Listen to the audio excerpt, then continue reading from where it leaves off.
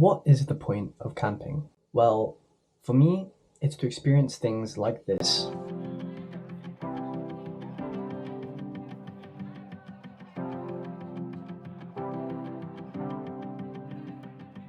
I went cycle camping for 4 days from London to the southwest. And this video compiles all of those days together, showcasing my journey and the best moments from each day. Hope you enjoy. We took the train from London Waterloo Station to Winchester, and from there we began cycling for day 1 to Ashurst in the New Forest. We also made sure to check out some of Winchester's attractions, such as the Winchester Cathedral. We're here at Winchester Cathedral. While we didn't look inside, nearby was the Great Hall, which used to be part of Winchester Castle. Ang kulit.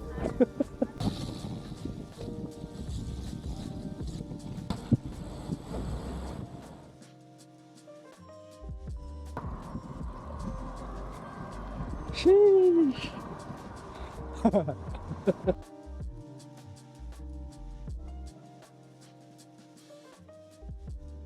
We finally arrived at the campsite, and I'm just ready to relax.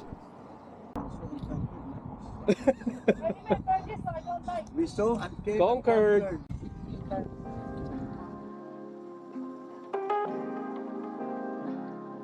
I explored the open forest which was next to our campsite, and it was really enjoyable. Rarely do I ever get to just roam around a place that feels and is somewhat isolated, somewhat just relaxing, and I felt like an explorer.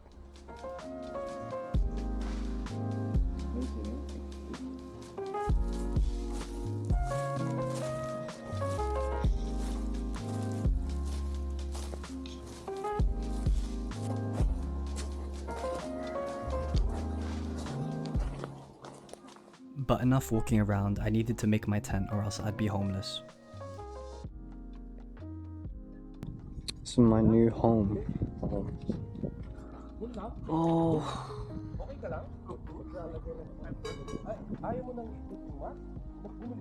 The journey today wasn't too bad, but I could tell my mum was knackered. A crime scene. There were also horses, which was really cool, and they were really friendly. They'd just approach us. Day 1 is now over, and everyone is just relaxing and resting. We checked out the forest one more time before I went to bed.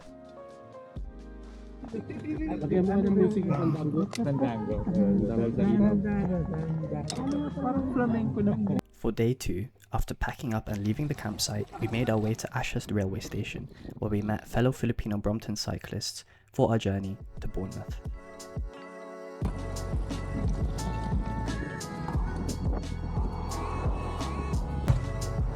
Go, go, go.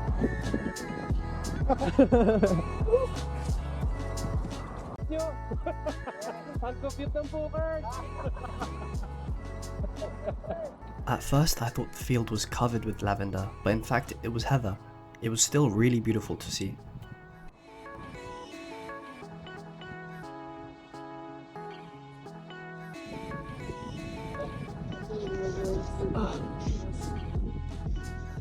We stop along the way to the small village of Burley to get a light breakfast before continuing.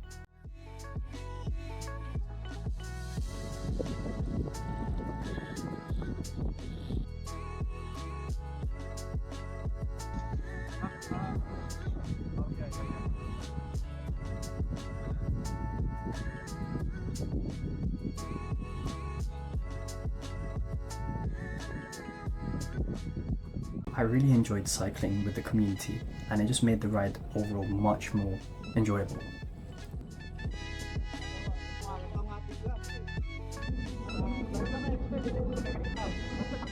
I've been to Bournemouth before, but I've never cycled there, so seeing the beach just felt much more rewarding, as if I earned the view.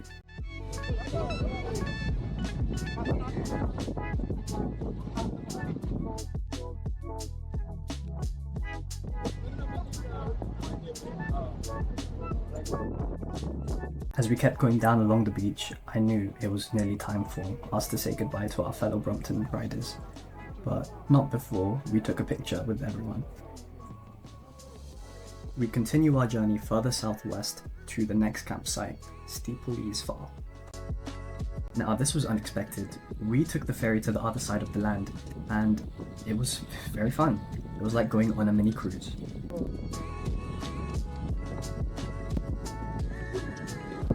It's not actually just follow me.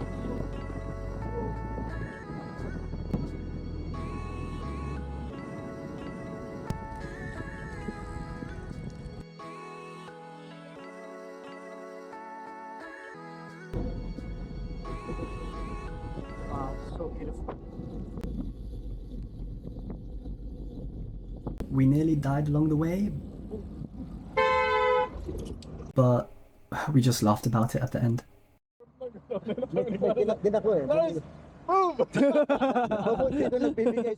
Corfe Castle is in the background, built in the 11th century like the Winchester landmarks. Day 2 was much more tougher. More hills, more miles, but we finally made it. Just arrived, Steeple Farm. Wow. Come here. Oh, look at them.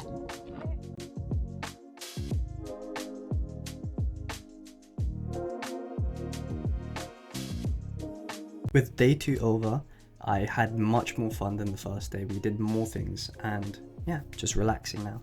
I'd rather drink. Last night's sleep was terrible, so I made sure to put extra clothing to keep myself warm.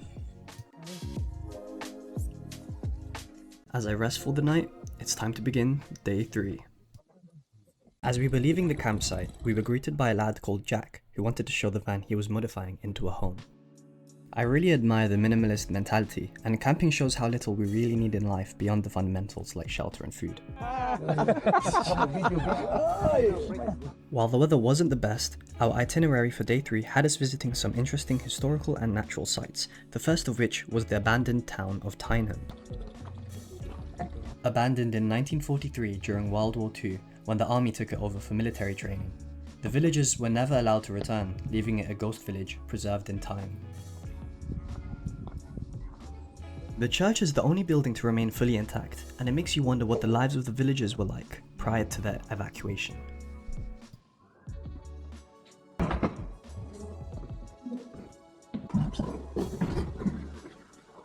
The village also has its own timeline if you're interested in looking up more of the details.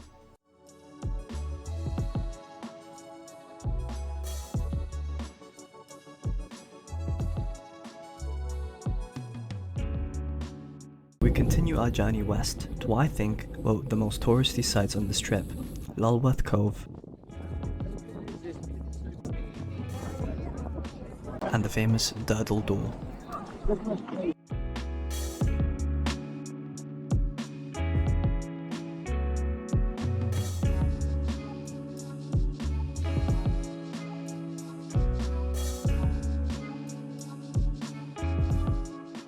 We continue to the White Horse campsite, named after the Osmington Chalk Hill figure, a very unique and unexpected landmark.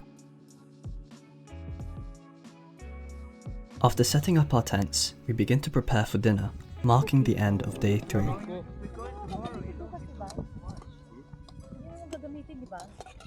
It's the final day, and I was already starting to get used to camp life.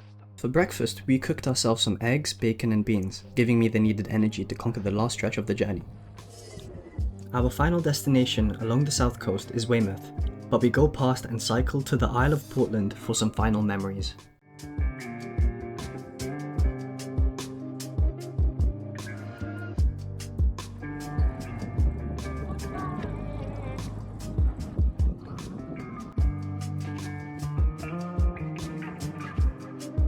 We are overlooking Chesil Beach, which stretches over 18 miles, formed over thousands of years ago at the end of the last ice age.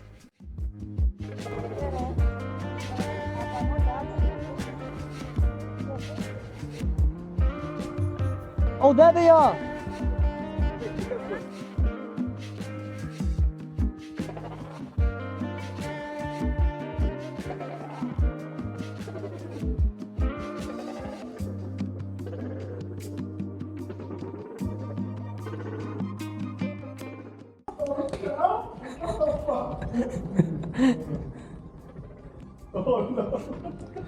We sprint for the final landmark that is the Portland Bill Lighthouse.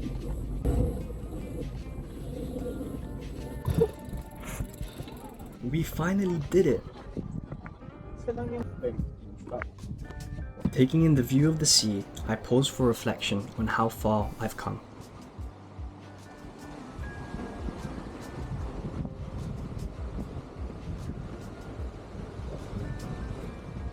Spanning over 4 days and covering over 100 miles, I'm confident to say that this bikepacking trip was a success.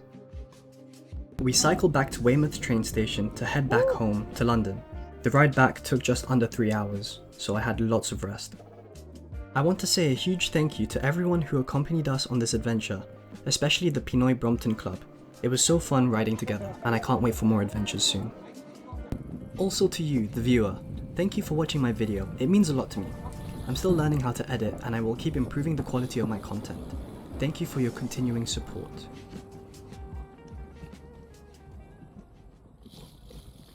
Home.